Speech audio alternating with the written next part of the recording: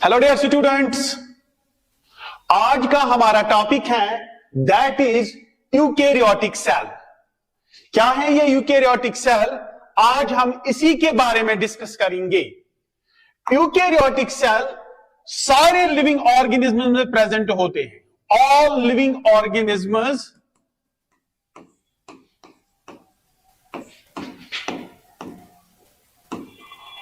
are composed of this eukaryotic cell, are composed of this eukaryotic cell, but except one living organism that is called the bacteria। अगर आप bacteria की बात करोगे, ये बने हुए हैं टाइप ऑफ सेल से जिसको हम नाम देते हैं प्रोकैरियोटिक सेल। कई बार आपने लोअर क्लासेस में भी पढ़ा होगा, सुना होगा कि prokaryotic cell, eukaryotic cell, these are the two different types of the cells. Prokaryotic cell से बैक्टीरिया बन जाते हैं और यूकेरियोटिक सेल से बन जाते हैं बेटा सारे लिविंग ऑर्गेनिज्म्स, जिसमें आप सारे प्लांट्स देखते हो, जिसमें आप सारे एनिमल्स देखते हो, जिसमें आप और डाइवर्सिटी में लिविंग ऑर्गेनिज्म्स देख सकते हो एक्सेप्ट द बैक्टीरियाज। तो वो टाइप ऑफ सेल से बने हैं जिनको हम नाम देते हैं प्रोकैरियोटिक सेल। लेकिन जो हमारा टॉपिक है आज that is known as the prokaryote cell या प्रोकैरियोटिक सेल। मगर आपको देखना है किनकी?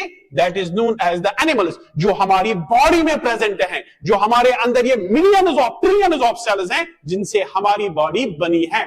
उसी के अब हमें इस सेल के अंदर क्या है, कैसे ये सेल वर्क करते हैं, क्या क्या ऑर्गेनलीज इसके अंदर प्रेजेंट है, उसी को हमें बच्चा आज डिस्कस करना है। आपको पता है कि अगर सपोज मैं अपनी बॉडी को यहां पे बताऊंगा this is here a cell, तो मेरे बॉडी के अंदर डिफरेंट टाइप्स ऑफ ऑर्गेनलीज हैं, इंटरनल ऑर्गेनल्स हैं, एक्सटर्नल ऑर्गेनल्स हैं और हर एक ऑर्गन का अपना अपना काम है। इसी साइड से हमने इस सेल को लिया है। अब इस सेल की क्या, इस सेल के अंदर क्या क्या प्रेजेंट है उसी को आज हमें डिस्कस करना है with the help of this 3 dimensional structure जो मैंने यहां पे आपको दिखाया है। इजीली हम यहां पे डिस्कस करेंगे। तो एक एक करके हम देखेंगे।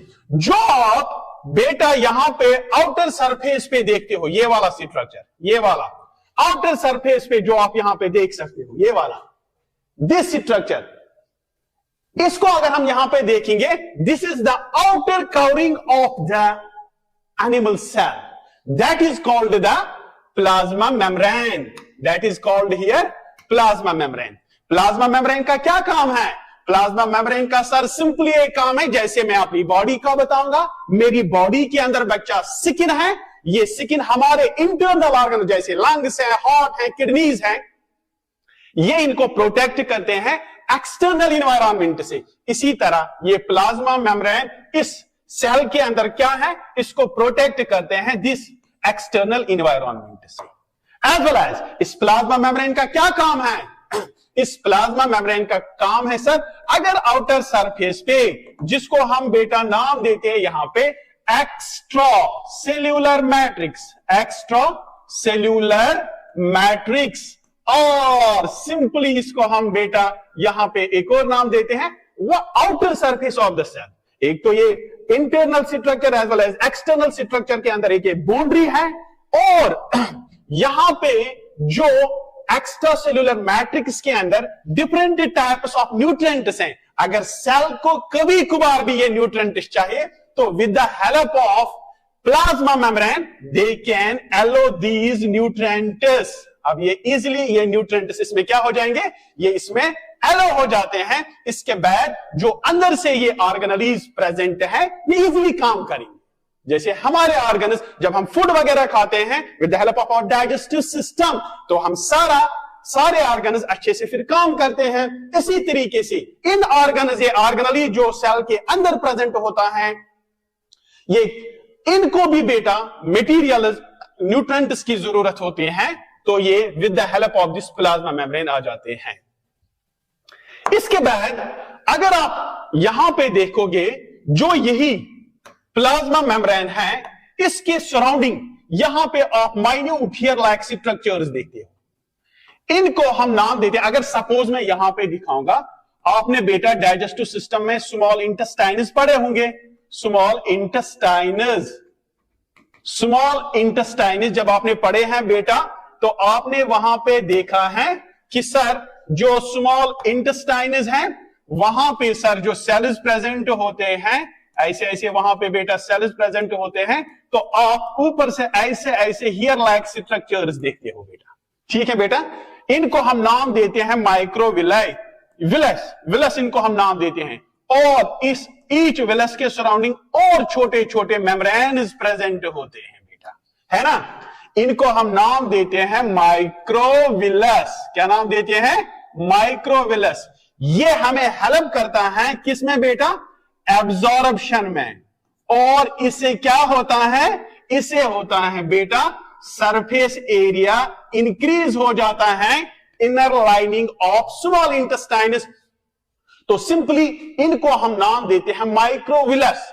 तो अगर हमने यहां पे इंटेस्टाइन की एक सेल ली है, इंटेस्टाइन का सेल अगर हमने सिंपल लिया है, तो इसके सराउंडिंग जो यहां पे मैंने दिखाया है, इसको हम सिंपली यहां पे देखेंगे बेटा, दैट इज नोन एज माइक्रोविलस। ये इंटेस्टाइन के तो डिफरेंट ऑर्गेनलीज पे प्रेजेंट है, तो माइक्रोविलाई हेल्प करता है एब्जॉर्प्शन, एंड इससे क्या होता है? इससे इंक्रीज हो जाता है सरफेस एरिया।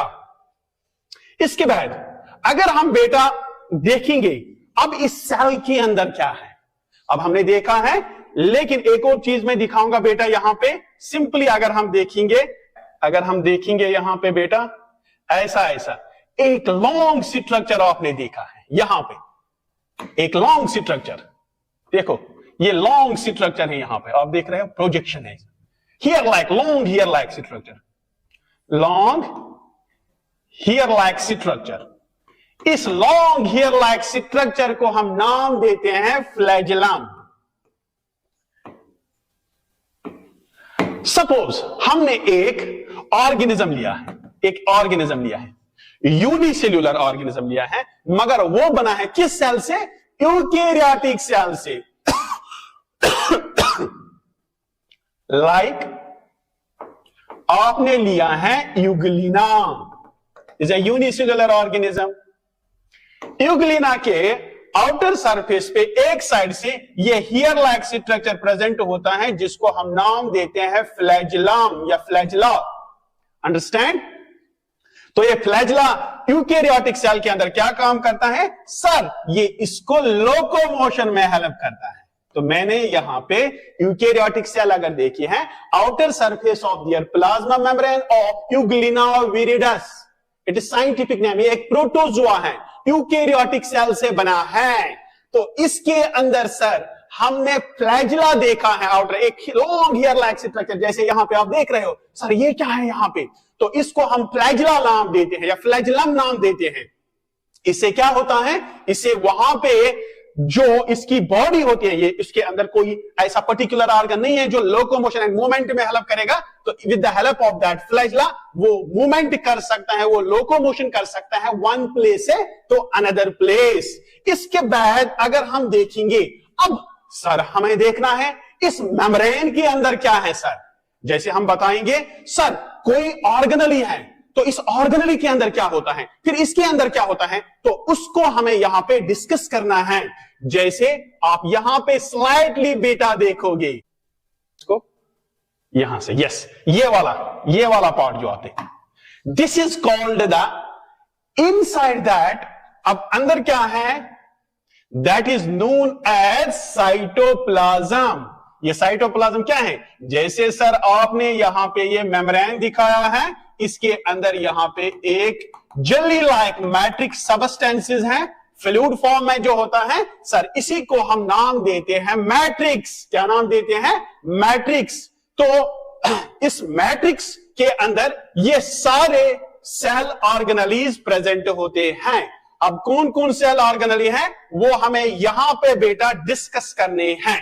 ठीक है बेटा, तो एक सेल ऑर्गेनली है बेटा यहां पे, जैसे आप देख सकते हो, दैट इज नोन एज ये स्ट्रक्चर। जैसे आप देखते हो एक एनिमेशन है यहां पे, इस स्ट्रक्चर को हम बच्चा नाम देते हैं न्यूक्लियस। क्या नाम देते हैं? That is called the nucleus. That is called, इसको हम बेटा नाम देते हैं nucleus. It is called the brain controller of the cell. इस न्यूक्लियस के अंदर अगर आप देखोगे यहां पे स्लाइटली, अगर आप यहां पे मैं दिखाऊंगा बेटा, इस न्यूक्लियस के अंदर सर न्यूक्लियर पोर्स होते हैं। क्या होते हैं बेटा? Nuclear pores. ये आप देखते हो बेटा, ये न्यूक्लियर पोर्स है, ये न्यूक्लियर पोर्स है। जैसे मैं यहां पे मार्क करूंगा इनको, these are called the nuclear pores है बेटा यहां पे। अब हम इस न्यूक्लियस के अंदर अगर देखेंगे, ये सपोज ये न्यूक्लियस है, यहां पे nucleus is covered by a nuclear membrane. अब सर वहां पे पोर्स प्रेजेंट है, इनको हम सिंपली नाम देते हैं न्यूक्लियर पोर्स। इजी पॉइंट है यहां पे, these are called the nuclear pores. अब अगर हम देखेंगे यहां पे हमने इसको कट किया है, सर इस न्यूक्लियस के अंदर क्या है? इस न्यूक्लियस के अंदर जेनेटिक मटेरियल प्रेजेंट होता है, दैट इज डीएनए, आरएनए, जो यहां पे राइबोसोम्स एंड प्रोटीन्स बनाते हैं, जिसको हम बेटा नाम देते हैं न्यूक्लियोलस। क्या नाम देते हैं? न्यूक्लियोलस। जिसको हम क्या नाम देते हैं बेटा? न्यूक्लियोलस। ये प्रोटीन्स डीएनए आरएनए से बना है एंड इज यहां पे ये सिंथेसाइज करते हैं राइबोसोम्स, जो साइटोप्लाज्म को यहां पे जरूरत होते हैं बेटा। तो न्यूक्लियस के अंदर आप देख सकते हो ये क्रोमैटिन मटेरियल है। This is here the chromatin, histone protein से बने हैं बेटा ये। अंडरस्टैंड? इसको हम क्या नाम देते हैं? न्यूक्लियोलस। अब इसके बाद हम एक और ऑर्गेनेली पे बेटा आएंगे, दैट इज कॉल्ड द, जैसे आप देखते हो बेटा यहां पे देखो, इजी पॉइंट है बेटा, उतना मुश्किल टॉपिक नहीं है। अब न्यूक्लियर पोर के अंदर सर जैसे हम देखेंगे, ये न्यूक्लियर पोर्स हैं, ये न्यूक्लियर मेम्ब्रेन है। सर यहां पे ये वाला स्ट्रक्चर क्या है? इसको हम बेटा नाम देते हैं, इसके साथ ये स्ट्रक्चर है नेटवर्क लाइक स्ट्रक्चर, जिसको हम नाम देते हैं एंडोप्लाज्मिक रेटिक्यूलम। इसको भी हम बेटा नाम देते हैं एंडोप्लाज्मिक रेटिक्यूलम। नाम सुना होगा, एंडोप्लाज्मिक रेटिक्यूलम। मगर जो एंडोप्लाज्मिक रेटिक्यूलम है वो दो किस्म के हैं। जो ये वाला एंडोप्लाज्मिक रेटिक्यूलम है, इसको अगर हम चेक करेंगे, इसको हम सिंपली नाम देते हैं बेटा रफ एंडोप्लाज्मिक रेटिक्यूलम। ये सिंपली क्या काम करते हैं यहां पे? ये काम करते हैं यहां पे सिंथेसिस ऑफ द प्रोटीन्स। क्या काम करते हैं? Synthesis of the proteins. और जो यहां पे बेटा इसके बाद स्मूथ एंडोप्लाज्मिक रेटिक्यूलम है, जो नीचे वाला है, that is called the smooth endoplasmic reticulum. ये लिपिड्स वगैरह यहां पे सिंथेसाइज करते हैं। ये लिपिड्स वगैरह यहां पे क्या करते हैं बेटा? सिंथेसाइज करते हैं।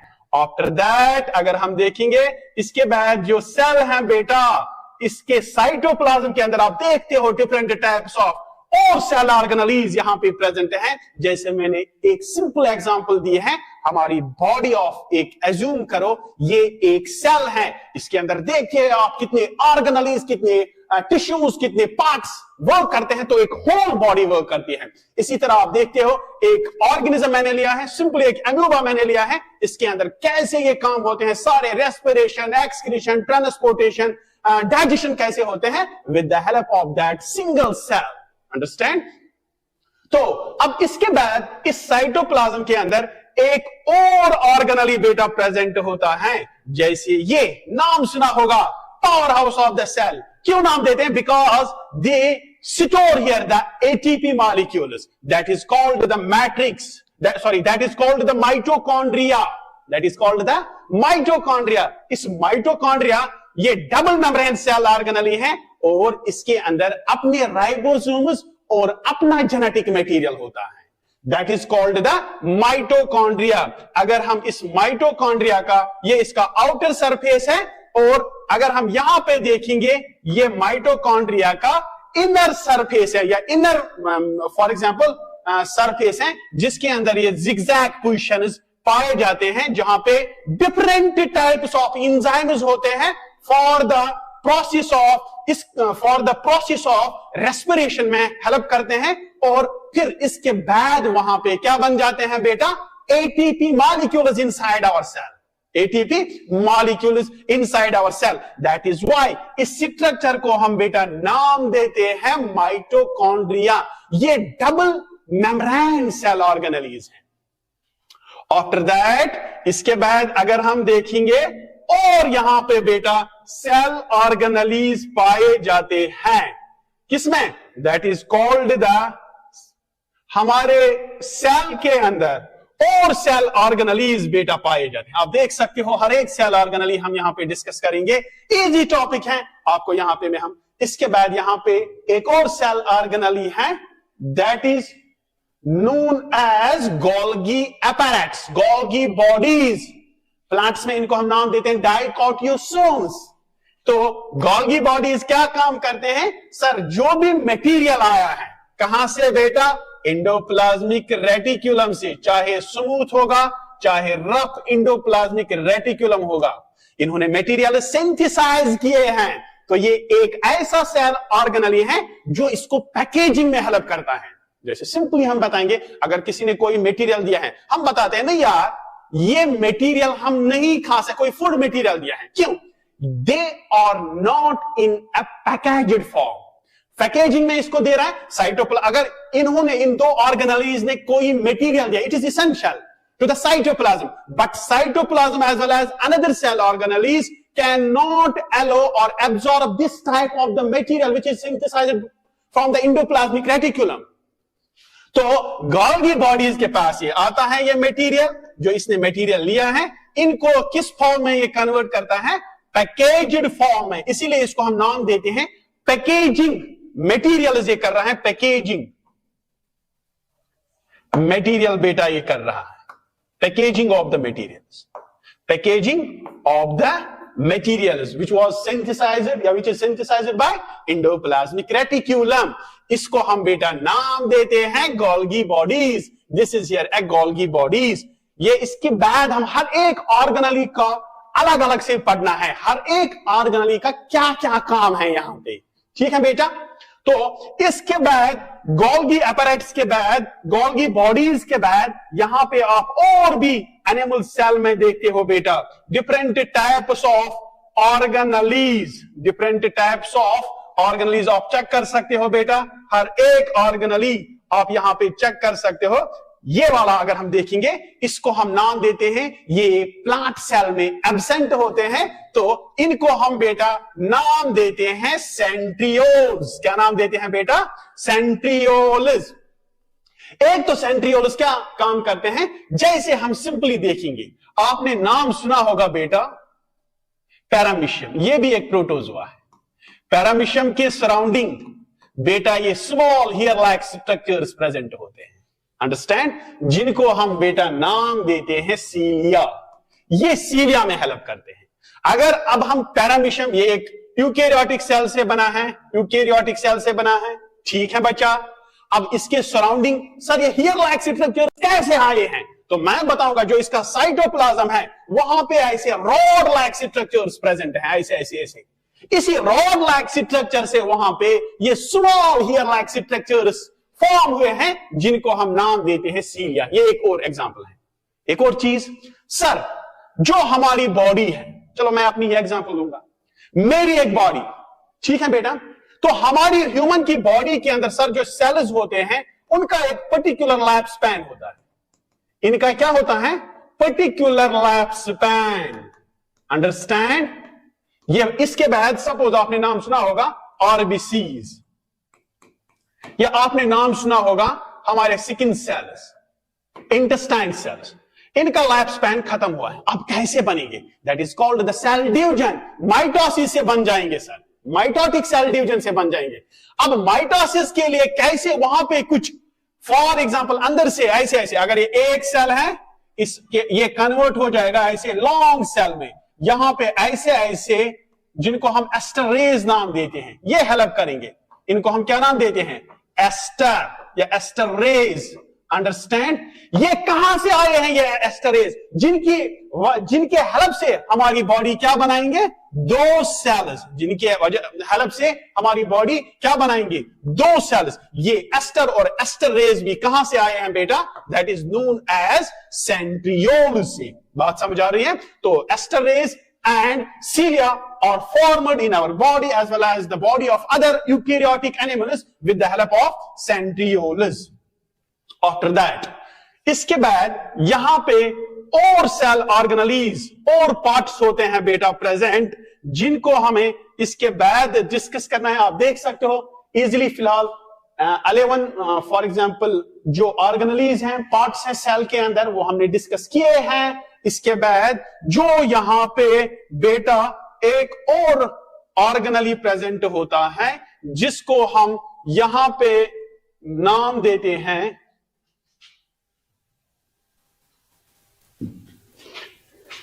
माइक्रोट्यूब्यूल्स। ठीक है बेटा, जैसे आप नाम देते हैं, ठीक है बेटा। हाँ, माइक्रोट्यूब्यूल्स क्या होते हैं? जैसे कोई, ये सपोज यहां पे ये सेल है, यहां पे ये सेल है बेटा, माइक्रोट्यूब्यूल्स। इससे यहां पे एक नेटवर्क लाइक स्ट्रक्चर बन जाता है, नेटवर्क लाइक स्ट्रक्चर। सपोज यहां पे ये माइटोकॉन्ड्रिया है, ये माइटोकॉन्ड्रिया लग रहा है, ये एनवायरनमेंट मेरे लिए ठीक नहीं है, I want to move this environment. तो ये कैसे यहां पे ट्रांसफर हो जाएगी? With the help of that microtubules, ये यहां पे ट्रांसफर हो जाता है फ्रॉम दिस पॉइंट से and reach on this point. Cell के अंदर अगर मूवमेंट्स भी सेल ऑर्गेनली करेंगे, तो with the help of this microtubule they can move inside the cytoplasm from one place to another place. Understand? इसीलिए इसको हम नाम देते हैं another man cell as well as they give the cytoskeletal. अगर हम अंदर से एक सेल का एक पर्टिकुलर शेप होती है, लेकिन अंदर से जैसे हम सिंपली अपनी बॉडी करेंगे, हमारे अंदर एंडोस्केलेटल सिस्टम जो बोन से बने हैं, हमारी बॉडी को प्रॉपर शेप प्रोवाइड करते हैं। इसी तरह यहां पे सेल को भी एक अंदर से प्रॉपर शेप प्रोवाइड होती है with the help of these microtubules, with the help of these microtubules.